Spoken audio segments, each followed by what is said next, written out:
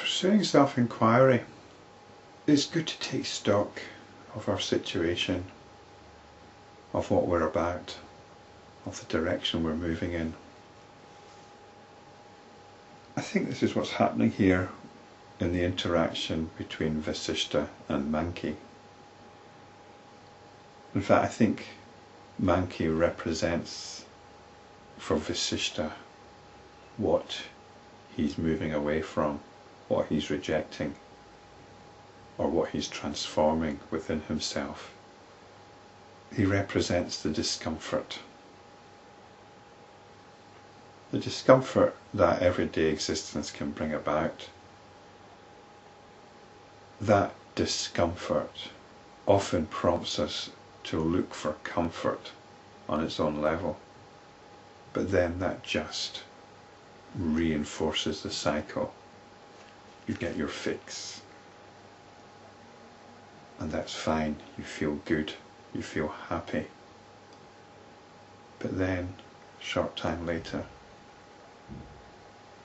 the cycle repeats. You feel uncomfortable, so you have to go looking for your fix again. The example of the sort of fix we might want is, in this case, the company of others. But whatever it is, this discomfort is actually seen as preferable to being comfortable, because this discomfort can prompt us on. So we need to go further, we need to look further than the quick fix. We need to look deeper for an underlying solution. And this solution is there if at any time you've touched your own nature, your self-nature. Since my heart is thus tainted with sinful tendencies and restlessness, the wise ones, seeing that I am only interested in sense gratification, take no notice of me. So this is again the aspect of ourself. The aspect of ourself which is caught up with our own tendencies towards self-gratification. They're restless tendencies. The wise part of us takes no notice of this. That's the only way to deal with it. Take no notice of it.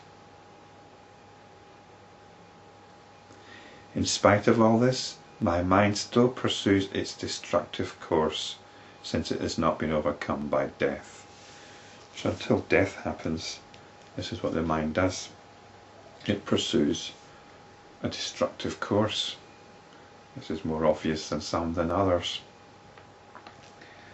You know, if you've got some kind of addiction, it's usually detrimental, or some kind of habit, or if you're caught up in the thrall of some kind of fetish. So this is the mind pursuing its destructive course.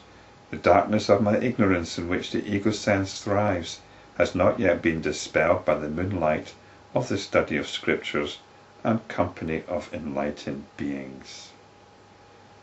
The traditional understanding here is that the moon dispenses nectar of immortality. So the moon's often referred to in this way. So it seems that even though Manki is studying scriptures and enjoying the company of enlightened beings, his mind still carries on. This is the state of the spiritual practitioner. The spiritual practitioner is one that has got these ups and downs, sometimes on the ball, sometimes not. The Yoga Vasishta is like this, I'm like this. Vasishta, it seems, could be like this as well. This is what this story is about, I think. The grass of my karma has not encountered the fire of its destruction. The sun of self-enquiry has not risen in me to dispel the darkness of mental conditioning. It's a bit like the dark night of the soul. You might have discovered the truth, you might have stumbled upon it, you might have been experiencing bliss for a while, but then it goes. Then it's like you're back to square one, and you thought, well, maybe I was kidding myself, and my base passions are as strong as ever. You have a total relapse, in other words, which makes it all the worse. So this is what can happen.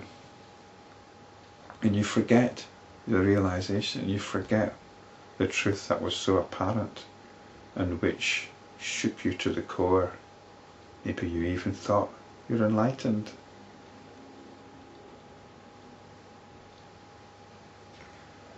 O sage, that which I intellectually understand to be nothing, yet appears to me to be a real entity or substance. This is the spiritual practitioner. The direct insight has been overshadowed, yet there's still intellectual understanding. But the direct insight is not there, it's gone. My senses are eating me away. Even the knowledge of the scriptures seems to form one more veil instead of helping me destroy the existing veils. Because the scriptures can give comfort. We can turn to the scriptures as a source of comfort. But this is the wrong use of them if you're into self-enquiry. If that's all you want, comfort, okay, that's where you're at. But that's not what they're about. They're about turning your attention to the situation. This is what the scriptures are about. So if you're just turning to them every day for a quick read, do your daily reading, and you feel a bit better for that, you've done that, and then on you go. And unless it's fueling your direct insight, then they're worthless. They're a waste of time. And Manki realizes this. Manki realizes it.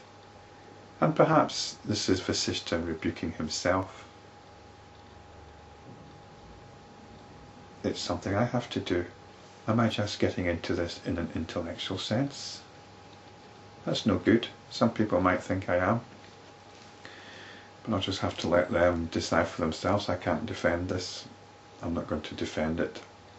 It's something I ask myself. And it's something that the spiritual inquirer, the spiritual practitioner has to do.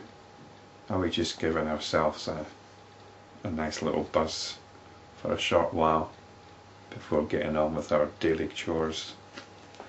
Or are we establishing ourselves once again in direct insight? Thus I am besieged by ignorance and confusion. Lord, tell me what is truly good for me. So we take stock of our situation, be quite clear the state of our insight, and work with that, work with it.